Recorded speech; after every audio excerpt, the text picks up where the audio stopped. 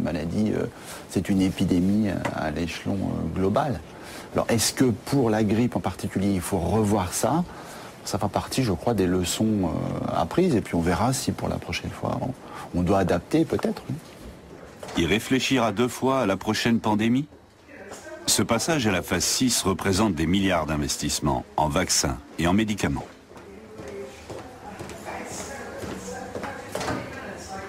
Si l'OMS n'avait pas changé ses critères lui permettant de décréter une pandémie, effectivement, tout ce commerce n'aurait pas été possible à cette échelle-là, du moins, parce que les recommandations de l'OMS, elles ne sont pas obligatoires pour les pays, mais il y a une très forte pression politique. Quel homme politique dira non, non, moi je n'achète pas ou je ne commande pas du Tamiflu ou des vaccins? La phase 6, celle de la pandémie, vaut pour le monde entier. En Allemagne aussi, on s'équipe.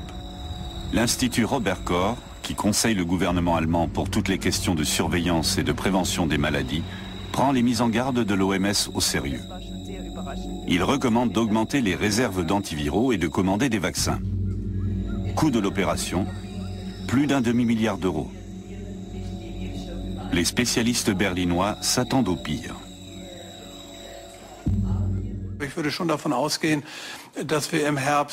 Je pars du principe que nous aurons une activité grippale accrue à l'automne avec la nouvelle grippe H1N1. Et dans tous les cas, il est judicieux de continuer à faire le nécessaire pour aborder cette saison dans des conditions optimales, tant pour la grippe saisonnière que pour le nouveau virus. En Allemagne, c'est aux gouvernements régionaux qu'il revient de commander les vaccins. Les 16 ministres de la Santé réunis en Thuringe décident d'en acheter 50 millions. Coût total, 600 millions d'euros partagés entre l'État allemand et les Länder. Ces derniers renforcent aussi leur stock d'antiviraux, comme le Tamiflu. Les dirigeants politiques veulent frapper fort, même si les dernières semaines ont montré que la grippe A était moins virulente jusque-là que les grippes saisonnières classiques. Rappelez-vous les premiers jours de la grippe A, comme les États régionaux qui avaient commandé moins de Tamiflu étaient montrés du doigt. Aujourd'hui, on s'aperçoit que ce n'est pas aussi grave qu'on le croyait et qu'on n'avait peut-être pas besoin de tout ça. Mais le climat peut encore changer très vite si l'on retombe sur une situation impossible à prévoir. À mon avis, cette situation est la conséquence du manque de compétences professionnelles des politiques. On aurait pu faire une enquête pour savoir combien de gens étaient prêts à se faire vacciner avant de commander les vaccins et de dépenser tout cet argent. Mais ils ont voulu jouer les gros durs. Avec l'imminence des élections législatives, la gauche et la droite ont voulu montrer aux électeurs qu'ils étaient forts et providentiels et qu'ils veillaient bien sur la population. Mais du même coup, les compétences se sont perdues en route.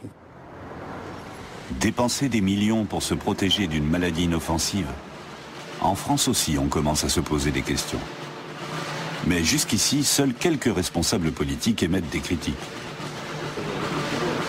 Le député socialiste Jean-Marie Le Guen, notamment, réclame une plus grande clarté de la part de la ministre de la Santé, Roselyne Bachelot.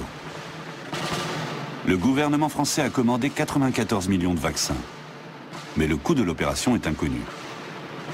Les spéculations vont bon train. La presse l'estime entre 1 et 1,4 milliard d'euros. L'opposition monte au créneau. L'action du gouvernement manque de transparence. On n'a pas d'informations, ni sur les éléments économiques, combien ça a coûté, qu'est-ce qu'on a acheté réellement, ni qui prend parti pour les décisions, quels sont les plans qui existent non seulement du point de vue du ministère de la Santé pour la vaccination. Septembre 2009. La commission santé de l'Assemblée nationale se réunit. 5 mois après son apparition, la grippe constitue toujours un risque élevé aux yeux de la ministre de la Santé. Le risque de pandémie interpelle l'ensemble de la société, l'impact en est global, l'inquiétude de nos concitoyens est réelle, elle est légitime et nous l'entendons. Comme je l'ai dit, le gouvernement a décidé de permettre à chacun de se faire vacciner.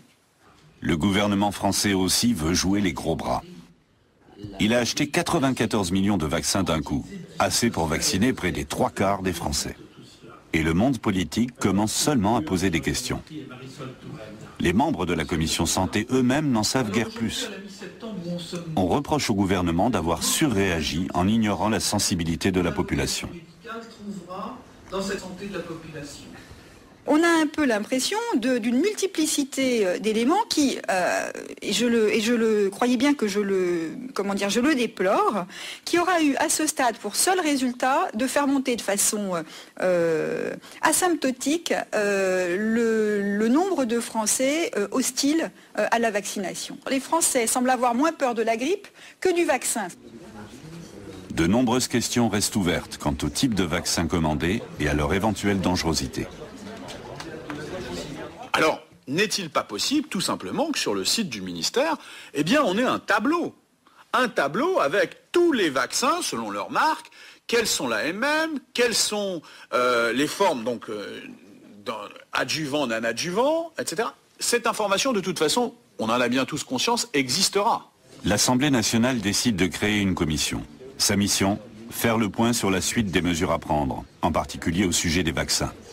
C'est un début, même s'il est tardif.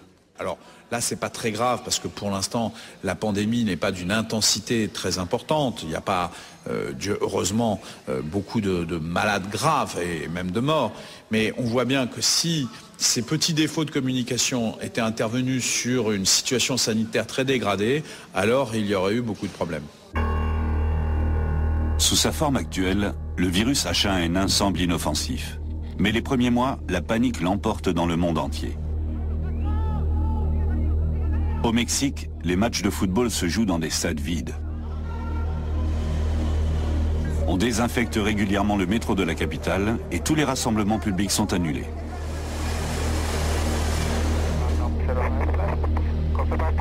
Dans les aéroports chinois et japonais, on utilise des caméras infrarouges pour détecter les écarts de température chez tous les passagers qui arrivent. La réaction en Chine est particulièrement rigoriste. Tout un hôtel et ses 200 clients sont mis en quarantaine parce qu'un touriste mexicain contaminé y a brièvement séjourné.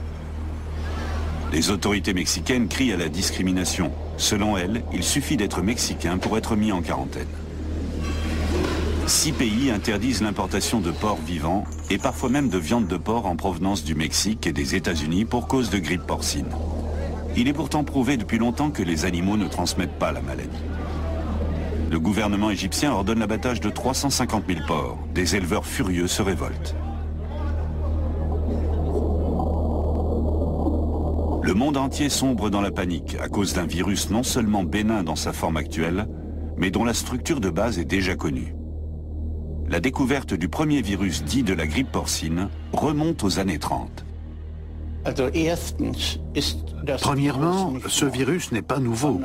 Il s'était déjà largement répandu chez l'homme. La dernière fois, il avait touché les États-Unis après la guerre du Vietnam. Des soldats avaient rapporté un virus porcin d'Asie et l'avaient transmis aux Américains.